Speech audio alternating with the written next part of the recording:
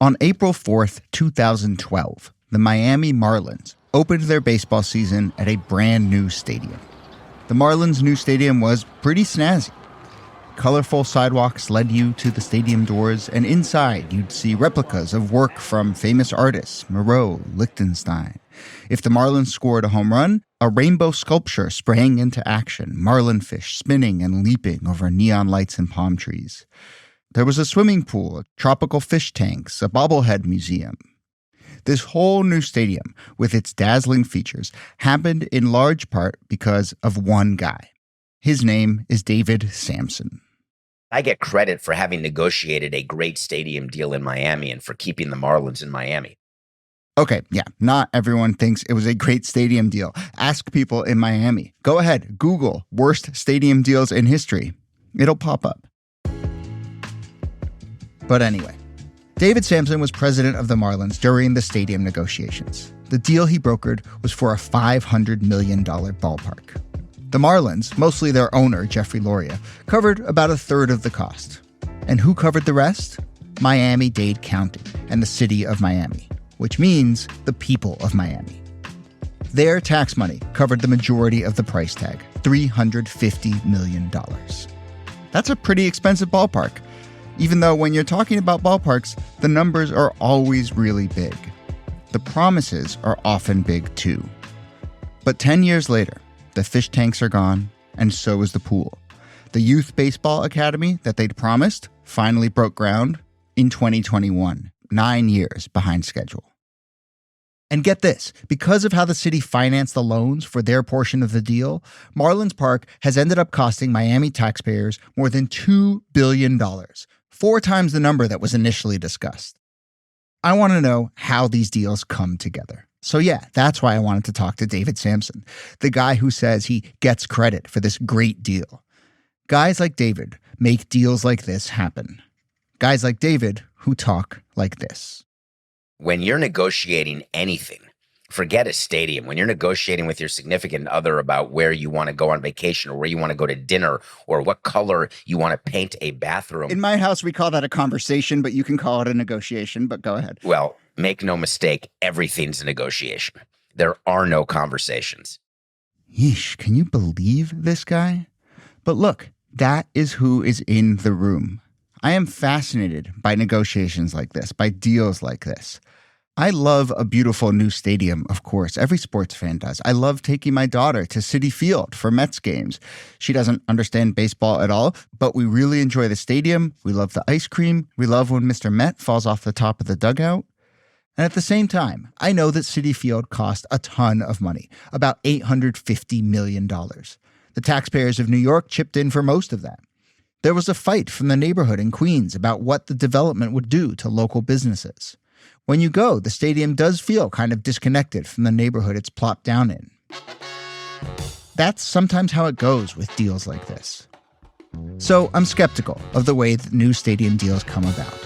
There's all this fraught negotiation, all the upended neighborhoods, all the broken promises about revitalizing the local economy, all for what at times can feel like a billionaire owner's shiny new toy. A new stadium deal can be the crowning achievement for a mayor or a city council, and it's a product of our obsession with our home teams. But do we need to ask, what school or park or roads didn't we fund in order to build this thing? In a stadium deal, you get this little microcosm of lots of other things, a vision for a city's future, a sense of how that city will prioritize its investments, of what a community's leaders truly value and where they are willing to compromise, what's responsible and what's ethical. And you should know, when David Samson is in the room, all those big questions, what's ethical, they don't matter. What should we do here ethically never, ever comes up when you're negotiating a stadium deal. My name is Jody Avirgan, and this is Good Sport from the TED Audio Collective. On this episode, we ask, is there such a thing as a good stadium?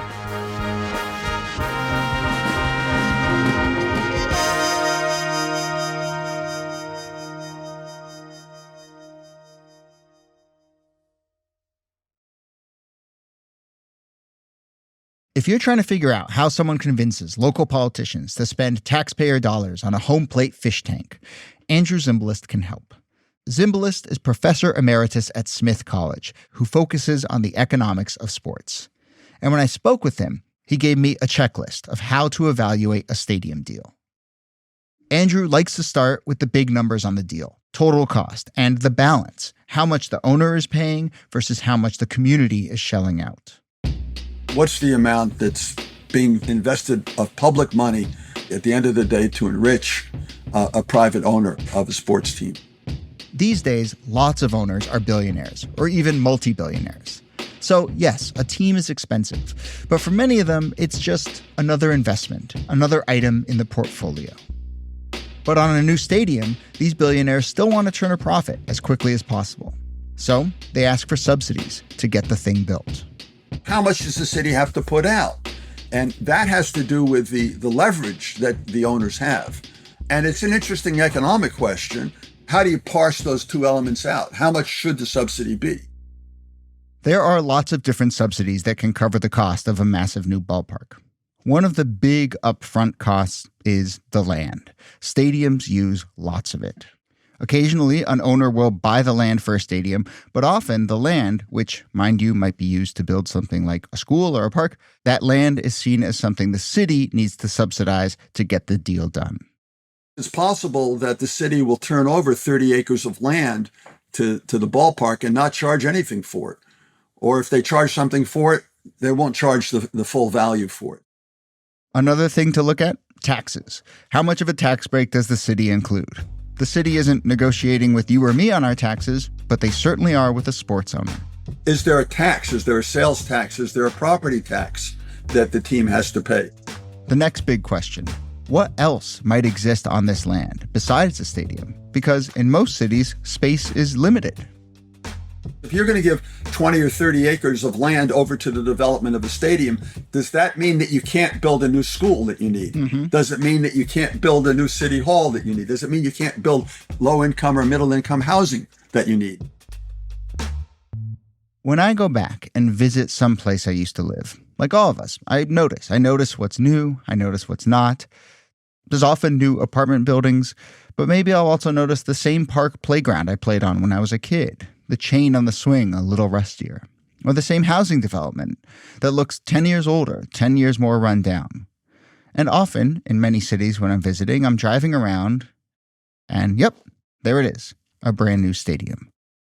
All of these, the school playground, the housing development, the stadium, they're choices, decisions. Ones our elected officials made, deals they cut in some room somewhere. I think a lot of the frustration there is that it comes down to, as these deals often come down to, a 5-person commission and the one swing vote on that commission. And it's really about how do we get that person to vote for this deal? And it feels like the public is cut out of this. Yeah, well, welcome to America. It's not surprising to see political practices reproduced throughout the economy, throughout the society. It's not surprising to see the class structure reproduced by these deals. It's not surprising to see deals where wealthy people become wealthier. It happens everywhere. That's why I wanted to talk to David Samson, the guy who was the agent for the rich Miami owner, the one brokering the deal that would make that owner even richer. The guy who says ethics are never a consideration when you negotiate a stadium. Who the heck is this guy? My name is David Samson, and I am 54 years old. I started my career as just a tiny little boy in elementary school. No, that's not true. I was not Doogie Howser. I was a baby. I had diapers on. You should know, and you can probably tell already, David tends to exaggerate. But I don't think anyone who is part of these deals is going to give you like a 100% unbiased account. And David was in those rooms. So I do think he's worth listening to.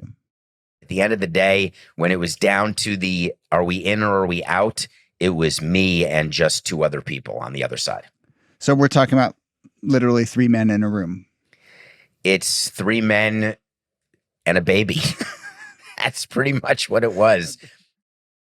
There were logical reasons why the Marlins would benefit from a new stadium. They were sharing the old stadium with the football team, the Dolphins, and it really did make sense to have a new stadium where they could close the roof during rain, which the previous stadium didn't have.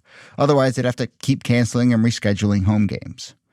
But the most useful tool in a negotiation like this isn't logic. It's emotion. Anytime you are talking to someone, you are negotiating with that person. You are trying to convey something to them. You're trying to get them to understand what you want, or to do what you want, or to do what they think they want, but it's really what you want. But when someone is negotiating who is emotional, you've already won. It's over. And people get emotional about sports stadiums. There's a sense of civic pride with your local sports team, and a sense of loss if they leave. Just ask old-timers in Baltimore who still remember when the Colts skipped town in the dead of night, or basketball fans in Seattle who lost their beloved franchise to Oklahoma City. It's the reason why these deals keep happening, because the politicians do not want to be responsible when a team leaves a city. They don't want to be responsible for anything negative associated with that professional sports team. And there's that emotional pull that you can tug on, and you win every deal. And so you're saying that the owners and the people negotiating on their behalf, they know that. They know they have that leverage. 100%, every time. The very thing that makes sports special, the emotions, the pride, it's what David exploited in his negotiation. He tugged on that by making it seem like Miami really could lose the Marlins. I hate to not give myself credit because it's sort of cool what I did. But the reason anyone could have done it is that I knew, and everyone knew, that there was no way that Miami was going to let the Marlins leave Miami. That threat or negotiating tactic will leave. I'm always curious kind of how real that threat is. Sometimes it feels to me like a threat that is just going to be a useful threat, but it's not really a possibility. Well, again, go back to your conversations that I call negotiations. How often do you say something where you say to yourself, there's no way I'm going to allow that to happen, but I'm going to say it. And I'm going to say it hoping that the other person believes what I'm saying and will act accordingly. David wouldn't call it a bluff, but I will. And to make it believable, he flew to San Antonio. He met with city officials there. Did they want the Marlins? Were they willing to build them a shiny new stadium? His performance made the threat seem real. And people in Miami noticed. They started to think, wow, we could really lose the Marlins. Franchises use other cities as leverage, period. And the only people who don't realize it are the people who run the cities. And it worked, because a politician is probably not going to lose their job over a few schools closing, but lose the home team, your career is over. And that means when it comes to these negotiations, team owners can ask the city for a lot of help. The magic number for a stadium deal is as much as team owners dare ask for. A billionaire sports team owner will just turn to a city and ask for help when, I don't know, maybe they could just pay for the stadium their own damn selves. Or maybe I should put it this way. Billionaire owners hold so much power in these negotiations that their ask for the stadium, the tax breaks, the land lease, it comes to be seen as normal, expected even. But if you just take a step back, at least from my point of view, and from a lot of Miamians' point of view, a deal like this is insane. $350 million in taxpayer money, eventually ballooning to $2 billion? In David's point of view, there's no taking a step back. Up close and in the room, he saw this as a middle-of-the-road stadium deal. He maybe thinks he could have asked for more.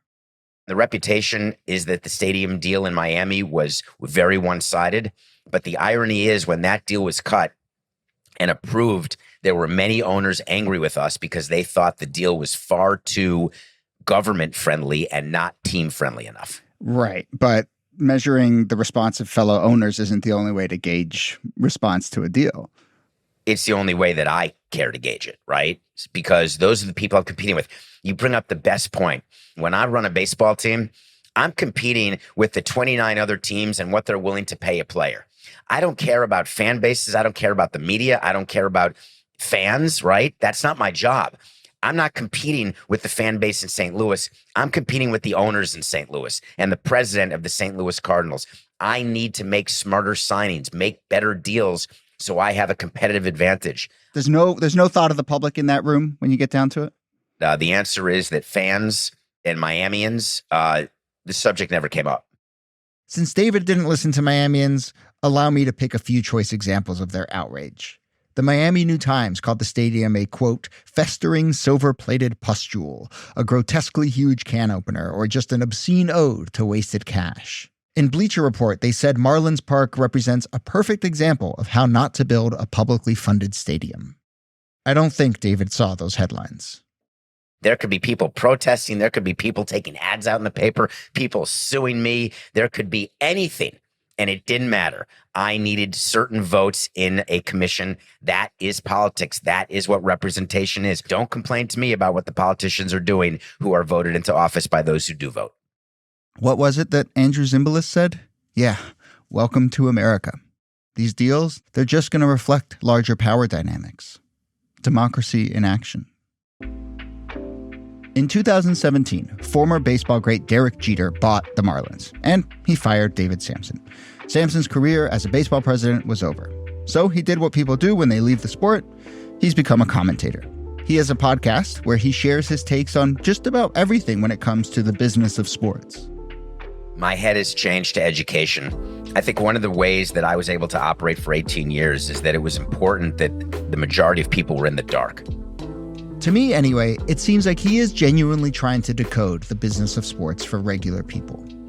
I wouldn't call him a whistleblower, but sort of a master of the dark arts who's now willing to share the secrets of how billions of dollars get moved from taxpayers to owners.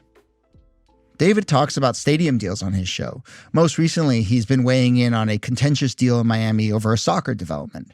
That one included even more egregious giveaways to developers. David's one of the few people willing to actually go there. You're not going to get a current team president to talk about stadium financing because we would never do this. Yep. Because we would never want you to think that there's even an inch of give. And so I take pretty seriously the responsibility I have. It's not a crisis of conscience at all. I very much agree with everything I did when I was president, and I wouldn't do anything differently. So I don't have a crisis of conscience. I'm just in a different place in my life now. When someone tells you twice in 30 seconds that they aren't suffering from a crisis of conscience, I suppose you have to believe them. There's no change of heart there. There's no regrets. So what might change if there's a little more transparency? You deserve to know what's happening, but it's not going to change the outcome. And you may call me cynical in that, but politicians and owners of sports teams or owners of companies who want to do business in a particular city, we still have ways to get stuff done that you just wouldn't understand, even if you read it. But you saying that the kind of transparency that you value and that you're advocating for wouldn't actually change an outcome. It would not. So what are we talking about here? We're talking about trying to make people feel better about their lot in life. I'm talking about education. I'm talking about at least having knowledge of what's happening to you while it's happening. And if you want to go into politics and try to make changes, then do that. If you want to go into business and try to make changes and do things differently, then do that. That is a pretty bleak outlook, right? David's saying we need more transparency. At the same time, he's saying that's not really going to be enough to flip a negotiation. But I don't know. I feel like there must be at least one example of a stadium deal gone right, or if not right, then at least better, or one that reflects a more interesting way of thinking about these things. One where people felt included in the process and reaped some larger benefit once it was all said and done. There has to be something we can look for hope. And I couldn't have been more surprised where I maybe found the answer.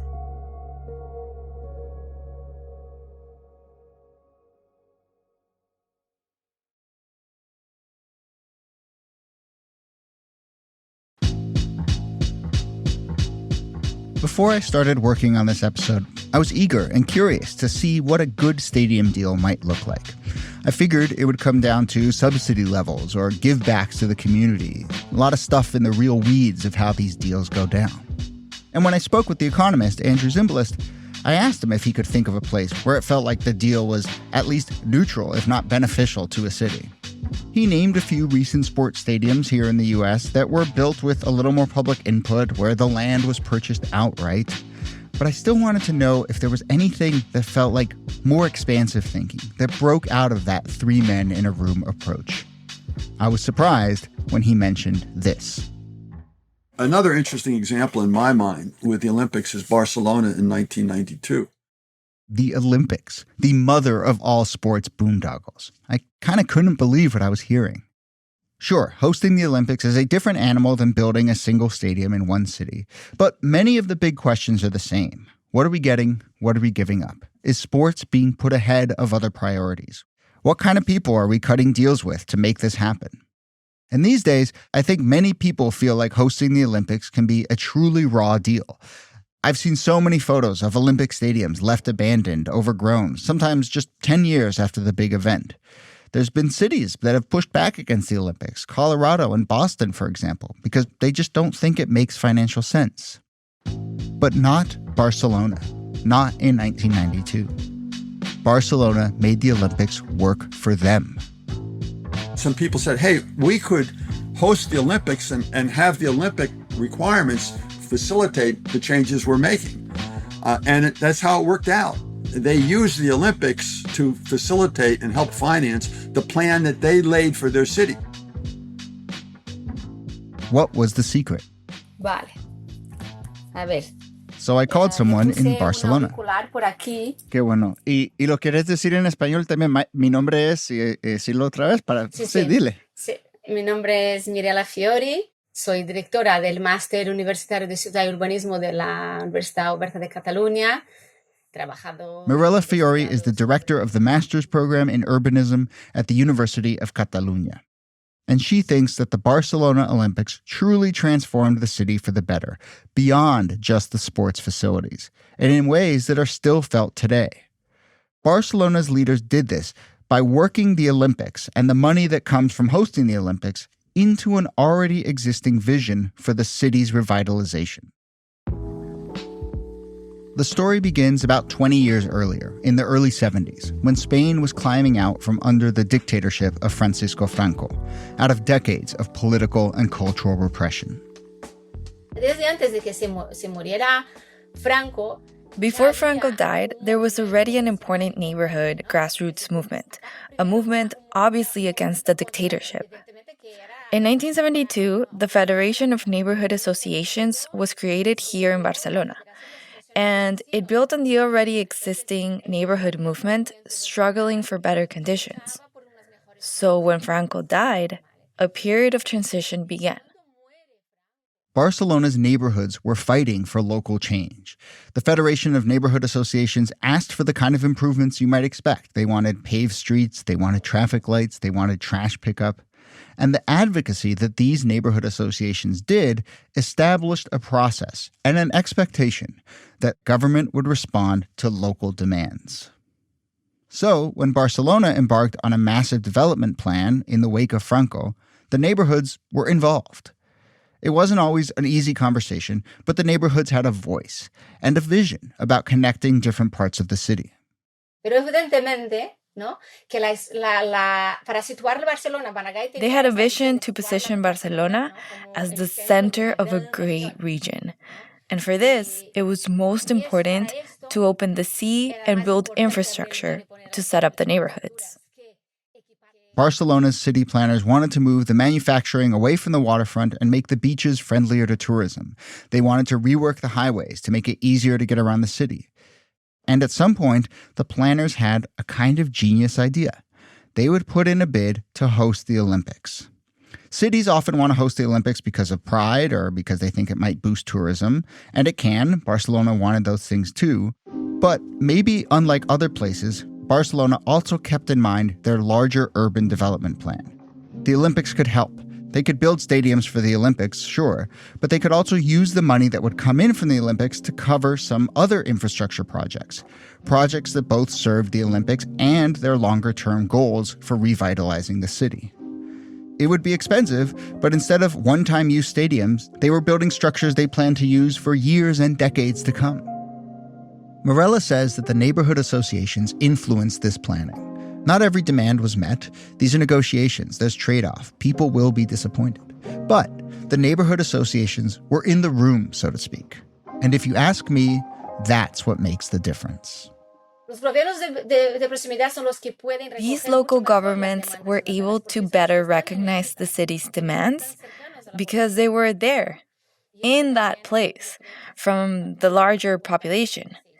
And this, I believe, was important because it reinforced the principles of democratic government. To hear Mirela describe it, post-Franco Barcelona kind of feels like what we imagine when we think of the democratic process. The public working together with their local representatives, calling them out when needed, keeping them accountable. I'll say, I was in Barcelona recently, and, just in my time there, I did notice some of this. The waterfront, it feels vibrant. The neighborhoods in the city feel connected, but also unique. It's been 30 years. Obviously, lots has changed. But people still brought up the Olympics when I talked to them about their city.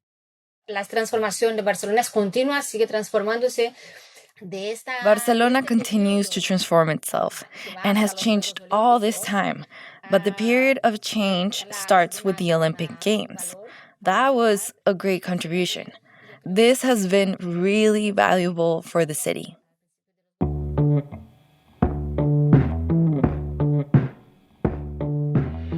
Okay, so what have we learned? The key to a productive sports development deal is to suffer under dictatorship for more than 30 years, have a populace open to community-level socialism, have the Olympics come along at just the right time. Are you taking notes? This is the plan. No, look, for real. That's not going to happen everywhere. This is a very different era and a very different country. There are no tidy answers here. But there are some things to keep in mind the next time you hear about a new stadium proposal. For one, remember that the deals are being cut by guys like David Samson in that room on behalf of billionaire owners. Now that you've spent some time with him, how does that make you feel? Does it seem like the system is maybe a little tilted in their favor? Just a bit? And so, what are you going to do about it? How can you make it so that the right elected officials are sitting in that room across from David Samson? Ones who aren't afraid to piss off a developer. Ones who feel accountable to you and your values. Well, I, for one, am going to remember what David Samson told me. Stadium deals are emotional. He thinks that works to his advantage, but I think it can work in the other direction too. These things are emotional. And if you care, not just about sports, but about your city and your community and how it spends hundreds of millions of dollars, maybe ballooning to billions of dollars, then get emotional about this. Realize that a stadium deal is this perfect encapsulation of our democracy. And that's something worth fighting for and paying attention to. By voting, by agitating, by showing up at the city council meeting on a Tuesday night to ask for the school or the park to be put in line ahead of the stadium. We can do these things. And if the owner is still not listening, tell them to build their own damn stadium.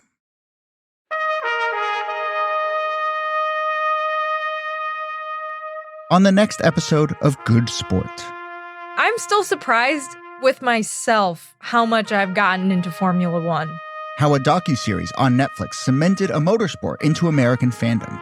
What does it mean to grab our attention when there's more competition than ever? Good Sport is brought to you by the TED Audio Collective. It's hosted by me, Jody Avergan, and the show is produced by TED. This episode was written and produced by Ponce Rutsch. Our team includes Isabel Carter, Camille Peterson, Sarah Nix, Jimmy Gutierrez, Michelle Quint, Ban Ban Cheng, and Roxanne Hai Lash. Jake Gorski is our sound designer and mix engineer. Special thanks to Constanza Gallardo for voicing the translations in this episode. Fact-checking by Diana Batista and Julia Dickerson. Thanks again to Andrew Zimbalist. He's written many great books about the business of sports. Check him out. And for more David Samson, check out his podcast, Nothing Personal. If you have questions or comments about this episode or anything at all, be in touch. Our email is goodsport@ted.com. Also, if you enjoyed this episode, here's an idea. Go to your podcast app, click share, and text it to a friend. Even better, text it to a friend who may not think that they would listen to a sports podcast, but they might listen to this one. You never know. Thanks again for listening to Good Sport. My name is Jody Avergan, and we'll see you soon.